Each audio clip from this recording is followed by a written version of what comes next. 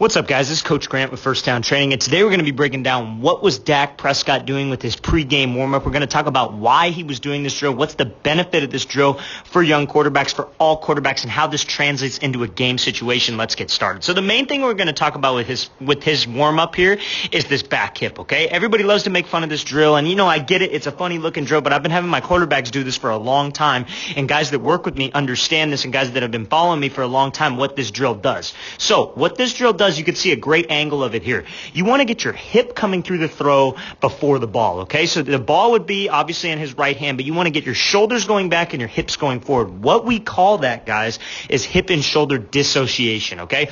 Too complicated of a term, right? Nobody's going to remember that. What they're going to remember is your hips coming through and your shoulders are going back. That's where we want to be. Reason for this is that's how you create torque, okay? Throwing a football, there are two parts that come into throwing a football. There's ground force, which is what comes from your legs, and then there's rotational force, which comes from your hips and comes from your core and comes from as much torque that you can produce, okay? So he keeps a nice bend in both of these legs, right? That's how he keeps his ground force. When he works this drill, he's got a nice good base. He's pushing off the inside portion of this foot, right? And he's striking the ground with a slight bend in this front knee. That's his ground force. That's a ground force portion. You don't want to forget about that, quarterbacks, when you're doing this drill, because all quarterbacks need to do this drill. Tom Brady came out and he said he's been doing this drill. This drill has been done for a long time, guys. It's just getting publicized now, but that's what this is working. We're working on getting your hip going through and your shoulders going back, okay? Now, the reason why we keep our shoulders going back, you guys probably all saw Ezekiel Elliott mimic him, right? When he was doing it, his front shoulder was coming open. That's why it didn't look the same. When your shoulders go back, right? Your shoulders go back, hips come forward, that's torque. What happens on the throw, and we're going to break this down when we actually see him throw, when your hips come through, the ball's in this opposite L angle, as you can see, you're forced to rotate through with your core, and your arm's going to get to a 90-degree angle and rotate through the throw. Your hips will just support the motion, right? That's exactly what we want. And you can see Dak is violent with this back hip and he's violent with these shoulders. That's exactly what we need to do when we're performing this drill, guys. We want to get our hips going through violent. We want to be almost pivoting off this back foot, as you can see.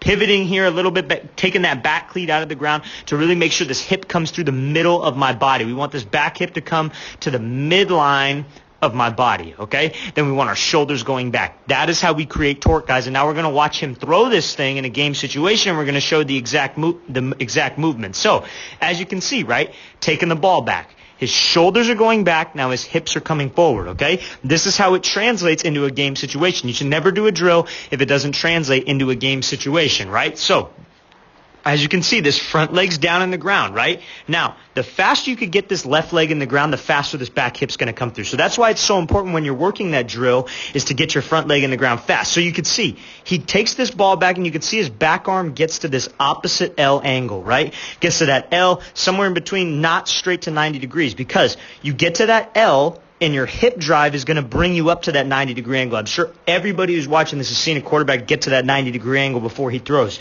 And right, so his hip's coming through first. We call that chasing the hip. You want the ball to chase your back hip. That's how you're going to create torque. That's how you're going to create velocity on this throw. And you can see his shoulders go back. Now, with this left shoulder here, he doesn't swing it super far open outside of his frame. He keeps this thing nice and tight to his body. That's almost like when you have a bow and arrow and you got that wooden part in the front. That's exactly what it's like. You keep that bow in the front, and your back hip and the ball is like the arrow that shoots out of this thing, okay? And you can see, now he's at that 90-degree angle, but the 90-degree angle isn't back here. The 90-degree angle is on the release of the throw, because his hip is coming through so well, it forces his core to come through, and now you can see the result on the ball. This is just a strike into double coverage almost, absolute dime, and the ball finished with a ton of velocity. That's how we get more velocity on the throw, guys, and that's why Dak is working that drill, to work his mechanics. That's a mechanics drill, to get your hip coming forward and your shoulders going back. If you play quarterback and you don't do that drill because you think it looks funny or you just don't want to do that drill, that's something that you're not doing to help your game improve, and it's something you should be doing to help your game improve, okay? Getting your hip through the throw first and being able to separate your upper half from your lower half. Again, we're going to rewind it to the drill. Being able to separate your upper half right here from your lower half. Lower half coming forward, upper half going back, okay? That's what all quarterbacks need to be able to do to be a consistent passer and to have a lot of velocity on the throw, okay? We're going to watch the drill and the throw one more time, full speed. coming through, and you want to have loose hips, guys. We can't have tight hips when we're working this, so you guys got to be working your flexibility. You guys got to be stretching every night. Now you can see on the throw, hips coming through the throw first, and the ball just falls right into place. That's a great job by Dak Prescott. All right, guys, I really want to thank you for watching. I really appreciate it, guys. Please leave in the comments any questions you guys might have. I will make sure to get back to you, and I'll see you guys next time.